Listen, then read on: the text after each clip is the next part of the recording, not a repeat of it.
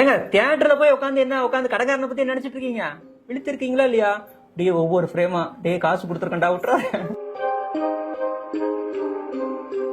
அவன் எங்கேயோ வெளிநாட்டுக்கு போய் டான்ஸ் ஆடுவான ஒரு பிள்ளைய கூட்டிட்டு நான் அதுக்கு காசு கொடுத்துட்டு போய் பாப்பேன். மௌனம் ரொம்ப முக்கியம். இன்னைக்கெல்லாம் மௌனம்னா என்னன்னே தெரியாம போயிடுச்சு. நான் தனியா தாங்க இருக்கிறேன், என் வீட்டுல யாருமே இல்லைங்க. கையில செல்போன் வச்சு நான் யூடியூப் மட்டும் பாத்துட்டு இருப்பேங்க. அதுக்கு 10 பேர் கூப்பிட்டே உட்காந்து பேசிருக்கலாம்.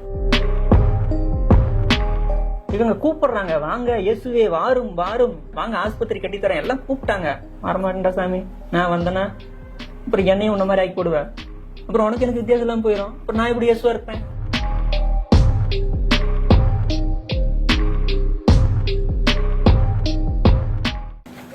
எப்படி கட்டினாருன்னு உங்களுக்கு தெரியுமே, சொல்லுங்க. கேள்வி தெரிஞ்சான்னு கேக்குறீங்க. தங்க செஞ்சு கட்டினாருன்னு சொல்றாங்க. நீங்க பாத்தீங்களா? நான் பாக்கல. அவர் என்ன தெரியுமா சொல்லியிருக்காரு? தங்கம் பண்ணாரு, உண்மைதான், சத்தியம்தான். எந்த இடத்துலயும் நான் தங்கம் பண்ணேன், நான் ஈயம் பண்ணேன், பித்தளை பண்ணேன்னு சொல்லல. இது அருளால் நிகழ்ந்தது, திருவருள் நடத்தியதுன்ட்டு போயிட்டாருங்க. எதையுமே அவர்கள் தான் செய்ததாக எங்கேயுமே பதிவிடல. இது திருவருளால் நிகழ்ந்தது, அதோட முடிச்சிருவாங்க. சரிங்களா? அவர் தான் செய்தது என்று குறிப்பிடவும் இல்லை. ஒரு முறை அந்த ஆங்கிலேயர் அந்த வெள்ளி பூனை கொடுத்தப்ப கூட தொட்டோன்னு தங்கமா மாறிய போது இது தானாக அருள் வல்லபத்தால் நடந்தது, இது நான் எனக்கு இதுக்கு சம்பந்தமே இல்லைன்ட்டார். அப்ப ஒரு விஷயம் நல்லா புரிஞ்சுக்குங்க. ஞானிகள், மகான்கள் இவர்கள் எல்லோருமே பாத்தீங்கன்னா இந்த உலகியலை விட்டு கூடுமான வரை தவிர்த்தே இருந்தார்கள். உலகியலுக்குள்ள வரல. உலகியல், சாதி, சமய பிரச்சனைகளுக்குள்ள தலையிடவே மாட்டாங்க. ஏன்னா அதுக்குள்ள தலையிட்டுட்டாங்கன்னு வைங்களேன், அருளியல்ல மேல போக முடியாது. இயேசு என்ன பண்ணாரு? மேலிருந்து குகையிலிருந்து மக்களை பார்த்தார், மீண்டும் குகைக்குள்ளேயே சென்று விட்டார், முடிச்சிட்டார். அதோட இவங்க கூப்பிடுறாங்க, வாங்க இயேசுவே வாரும் வாரும், இத்தனை பேரை முடவனாக்குனீங்க, வாங்க வந்து ஆக்கி விடுங்க, வாங்க ஆஸ்பத்திரி கட்டித்தரேன், எல்லாம் கூப்பிட்டாங்க. வரமாட்டா சாமி, நான் வந்தேன்னா அப்புறம் என்னையும் உன்ன மாதிரி ஆக்கி விடுவேன். அப்புறம் உனக்கு எனக்கு வித்தியாசம் எல்லாம் போயிடும். அப்புறம் நான் எப்படி இயேசுவா இருப்பேன்? தெளிவாக இருந்தார்கள். வரவே இல்லை, தனித்திருந்தார். இப்போதெல்லாம் அவர் ஜனங்களை விட்டு தனித்திருக்க முடியுமோ தனித்திருந்தார், ஜெபம் செய்து கொண்டே இருந்தார். அந்த சத்து விசாரத்தில் இருந்தார். எந்த சத்து விசாரம்? இறைவனுக்கும் அவருக்கும் டைரக்ட் கான்டாக்ட் போயிட்டாங்க. எப்ப அந்த டைரக்ட் கான்டாக்ட் போவோம்? உலகியல்ல இருக்கிறவன் எல்லாம் கழட்டி விட்டாதான் அங்க போக முடியும். உலகியல்ல இருக்கிறவன் எல்லாத்தையும் பிடிச்சி வச்சுக்கிட்டு தியானத்துல உட்கார்ந்தோன்னா அவன் தான் வருவான். அன்னைக்கு நேற்று அந்த வார்த்தை சொன்னால, இன்னைக்கு இந்த வார்த்தை சொன்னான், நாளைக்கு நம்ம என்ன சொல்லலாம்? சத்து விசாரம் பண்றது. இந்த வார்த்தையை சொன்னா அவன் பதிலே சொல்ல முடியாது, வேகமா போய் திட்டிவிட்டு வர்றது. அவன் இன்னும் 4 வார்த்தை சேர்த்து சொல்லுவான், அதையும் வாங்கிட்டு வர்றது. இந்த வார்த்தை சொல்லியிருக்க கூடாது, விடு, அடுத்த முறை பேசிக்கலாம். இது சத்து விசாரமா?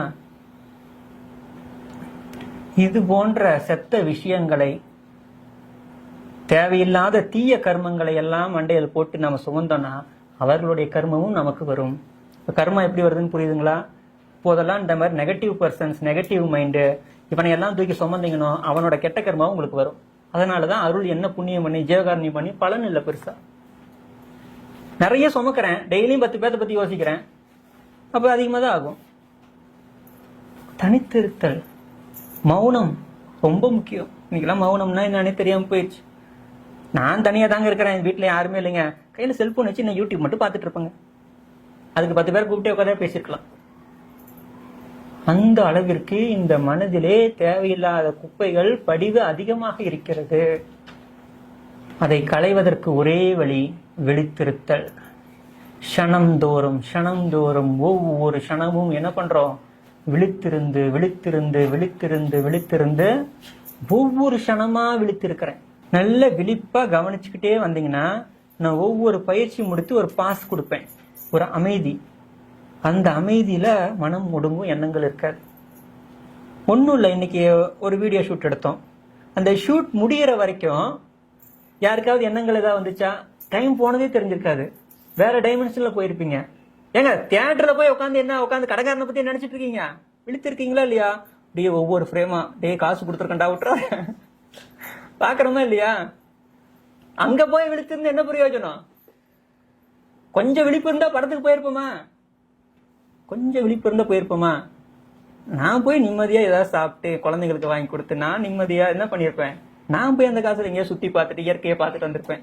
அவன் எங்கேயோ வெளிநாட்டுக்கு போய் டான்ஸ் ஆடுவான ஒரு பிள்ளைய கூட்டிட்டு நான் அதுக்கு காசு கொடுத்துட்டு போய் பாப்பேன். நாம இவ்வளோ பெரிய அறிவாளி மக்கள்னா இப்படியே வச்சிருக்கானுங்க, இப்படியே வச்சிருக்காங்க, எலிகளை போல வச்சிருக்காங்க. இவன் வாழக்கூடாது, ஆனா இன்னொருத்தன் வாழ்றத வேடிக்கை பார்க்கணும். இந்த உலக அறிவாளிகளாக நாம் இருக்கிறோம். சர்டிபிகேட் தராங்க யூனிவர்சிட்டியில, இவர் ஆக சிறந்த அறிவாளின்னு.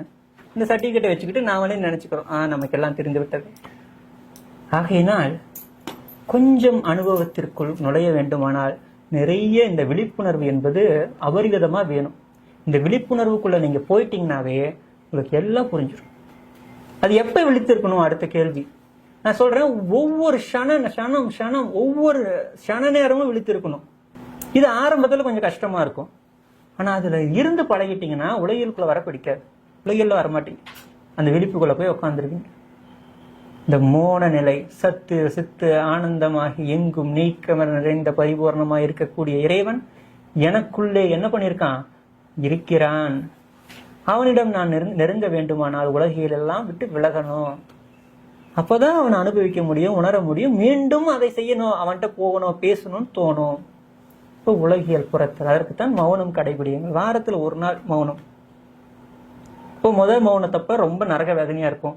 ரெண்டாவது மௌனம் அதுல பாதி, மூணாவது மௌனம் அதுல கால்வாசி. அப்புறம் ஒரு 10 மௌனம் போனாதாங்க ஒரு ரெவல்யூஷன் நடக்கும். ஓவர் நைட்ல எல்லாம் ஒரு செடி வைக்கிறோம், ஓவர் நைட்ல மரமா வளர்ந்துருச்சு, எப்படி இருக்கும்?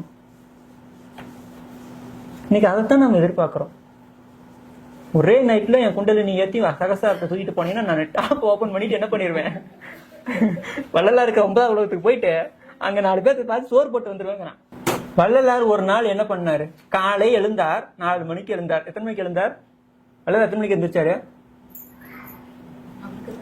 அவருக்கு தாங்க தெரியும், என்கிட்ட கேட்டா எப்படிங்க தெரியும்? அவருக்கு தான் தெரியும். எத்தனை மணிக்கு தூங்கினாரு அவருக்கு தான் தெரியும். கூட இருந்த அத்தனை பேர்ல ஒருத்தனு கூட தெரியலையா? ஏன் தெரியல? மறைத்து கொண்டார், எதையுமே வெளிக்காட்டல. கரிசாலை போட்டு பல்லு விளக்குனார், பாத்தீங்களா? தூதுவளை போட்டு துப்புனதை பாத்தீங்களா? ஏதாவது வந்து கொடுப்பார்களா? யாராவது யாரும் வந்து காப்பாற்ற மாட்டாங்க, ஒரு பயம் காப்பாற்ற மாட்டான். அப்ப என்னை காப்பாற்றுவதற்கு, நான் இந்த வாழ்க்கையை வாழ்வதற்கு எல்லாம் எனக்குள் கொடுக்கப்பட்டுள்ளது. அதை முதல்ல ஏத்துக்குங்க. எனக்கு வேண்டிய அனைத்தும் எல்லாமே இருக்கு. விவேகானந்தர் சொல்றாரு, உனக்கு வேண்டிய வலிமை அனைத்தும் உனக்குள்ளேயே இருக்கிறது. நீ அதை எக்ஸ்ப்ளோர் பண்ணி வெளியில கொண்டு வா. நீ இன்னொருத்தங்கிட்ட போய் எனக்கு வாழ வழிகாட்டு, அவனே வாழ வழி தெரியாம தான் உட்காந்துட்டு இருக்கான். என்ன பண்றதுன்னு 2 பிச்சைக்காரனுங்க. ஒருத்தன் கொடூரமான பிச்சைக்காரன், இன்னொருத்தன் அதை விட கொடூரமானவன். 2 பேர் போய் பிச்சை எடுத்துக்கிறாங்க. ஐயா நீ எனக்கு காசு தரியா? எப்படி தர முடியும்? இருந்தா தானே கொடுக்க முடியும். அதுதான் இன்றைக்கு உலகியலில் ஆகிவிட்டது. எனக்குள்ளே எல்லாம் இருக்கிறது என்று நான் உணரும் போது எனக்குள் சர்வ வல்லமை வருவதை உணர முடியும். உணர்ந்த மட்டும் பத்தாது, சாதனா. அதனாலதான் இந்த சத்திய சாதனா என்ற வகுப்பு உருவாக்கப்பட்டதனுடைய நோக்கம் என்னவென்றால், உங்களை போன்ற தேடுதல் இருக்கக்கூடியவர்களை எல்லாம் ஒன்றிணைத்து, விவேகானந்தர் 100 இளைஞர்களை கொடுத்து இந்த பாரதத்தை என்ன பண்ணணும்னாரு, மாற்றி அமைக்க முடியும்னாரு. அவர் சொன்னாரு, முயற்சி எடுத்தாரு. ஆனா அவருடைய காலத்தில் அது சாத்தியமில்லை. அதையெல்லாம் நனவாக்க வேண்டும் என்ற ஒரே நோக்கத்தில் தான் 100 இளைஞர்களை திரட்டி அந்த இளைஞர்களின் மூலம் ஒரு ஒரு ஒரு ஒரு சரித்திர மாற்றம். அதாவது பாத்தீங்கன்னா, எந்த ஒன்று எந்த காலத்தில் இல்லாமல் இருக்கிறதோ அதை கொடுக்கணும். அப்ப என்ன ஆகும், அது பன்மடங்கு வளரும். உங்ககிட்ட எந்த ஒன்று இல்லையோ அதை கொடுக்கணும்னு முயற்சி பண்ணுங்களேன், அதை கொடுக்கணும்னு பண்ண ஆரம்பிங்களா, நிறைய உங்களுக்கு வர ஆரம்பிக்கும், நிறைய வர ஆரம்பிக்கும். இதுதான் இந்த பிரபஞ்சத்தினுடைய தத்துவம், ஈர்ப்பு தத்துவம்.